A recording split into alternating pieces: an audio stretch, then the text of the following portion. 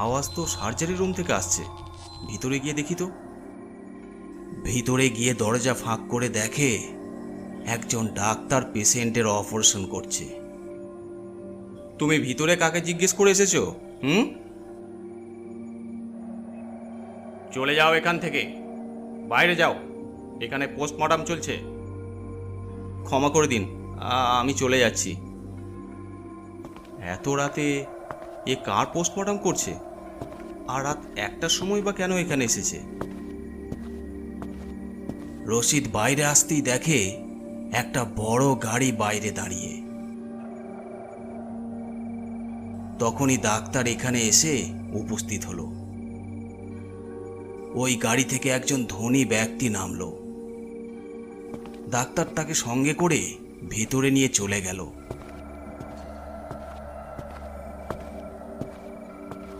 আব্দুল, উঠো উঠো আব্দুল।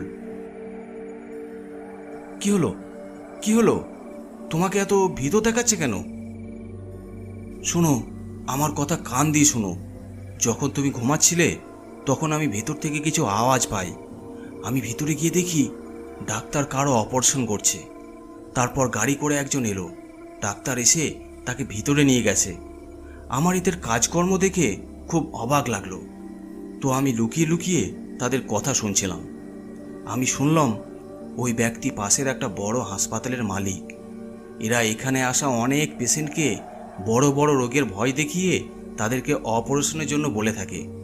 তারপর তাদেরকে বেহুঁশ করে ওই হাসপাতাল থেকে এখানে নিয়ে এসে তাদের কিডনি, হার্ট আরও সব অঙ্গ প্রত্যঙ্গ বের করে নেয়। কি বলছো এসব? হ্যাঁ, যদি পেশেন্ট বেঁচে যায় তো ঠিক আছে, আর না বাঁচলে বলে দেয় অপারেশন করতে গিয়ে মারা গেছে। আমাদের এসব পুলিশকে বলা দরকার। না জানি এরা এইভাবে কত মানুষের প্রাণ নিয়েছে। আরে দাঁড়াও, এসব কি বলছো তুমি রশিদ? এত তাড়াহুড়ো করো না। চিন্তা করে দেখো এরা কত বড় লোক। আমরা পুলিশকে সব কথা বললেও এরা কিন্তু বেশি দিন জেল খাটবে না। 2-3 দিনের মধ্যে ছাড় পেয়ে যাবে। আমরা গরিব মানুষ, একে তো এই চাকরি কত কষ্ট করে পেয়েছি, তার ওপর এদের সাথে টক্কর দিতে গেলে এরা আমাদের ছাড়বে না কিন্তু। আমি রশিদকে চুপ করার জন্য বললাম, যাতে আমাদের এই চাকরিটা না চলে যায়। রশিদ আমার কথা শুনে চুপ করে যায়। কিন্তু সেই সময় এটা বুঝতে পারি নাই যে আমি জীবনে চরম ভুল করতে যাচ্ছি। পরের রাতে নির্দিষ্ট সময়ে ডিউটি করছি। আরে কি ব্যাপার, রশিদ এখন এলো না কেন? ও তো আমার আগেই চলে আসে। আমি সারা রাত রশিদের জন্য অপেক্ষা করলাম, কিন্তু রশিদ আর এলো না। পরের দিন রাতে, ডাক্তার সাহেব, রশিদ কোথায় গেছে বলুন তো? কাল কাল রাতেও আসেনি, আবার আজকেও আসে নাই। ও ও তো গ্রামে গেছে। ও ওর মার শরীর খারাপ, এই জন্য। তুমি তোমার কাজ করো না, কাজ করো। আচ্ছা ঠিক আছে ডাক্তার সাহেব। ডাক্তার চলে গেল।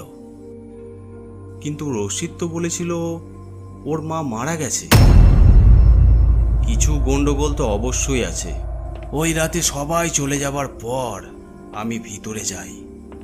আমার মন বলছিল ওখানে রশিদের ব্যাপারে কিছু না কিছু সূত্র তো পাবই।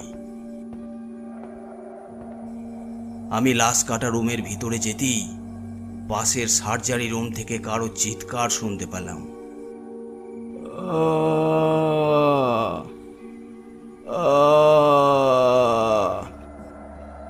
ভিতরে ঢুকে দেখি রশিদ বেডে শুয়ে আছে। ওর অপারেশন করা হয়েছে, পেটে ব্যান্ডেজ করা আছে। রশিদ, এই রশিদ, এসব কি করে হলো? কে করেছে তোমার এই অবস্থা? রশিদ, আমি তোমাকে বলেছিলাম পুলিশকে বলে দিতে। কাল রাতে যখন আমি এখানে এসেছিলাম তখন ডাক্তার চোখে জল নিয়ে আমার কাছে আসে। রশিদ, তোমার একটা ছোট্ট হেল্প চাই। না করো না, আমার ওপর দয়া করো। আমার 8 বছরের মেয়ের অ্যাক্সিডেন্ট হয়েছে, আমি অনেক ব্লাড ব্যাংকে গিয়ে খোঁজ নিয়েছি, কিন্তু সেম গ্রুপের রক্ত কোথাও পাওয়া যাচ্ছে না। তুমি কি তোমার রক্তের স্যাম্পেল আমাকে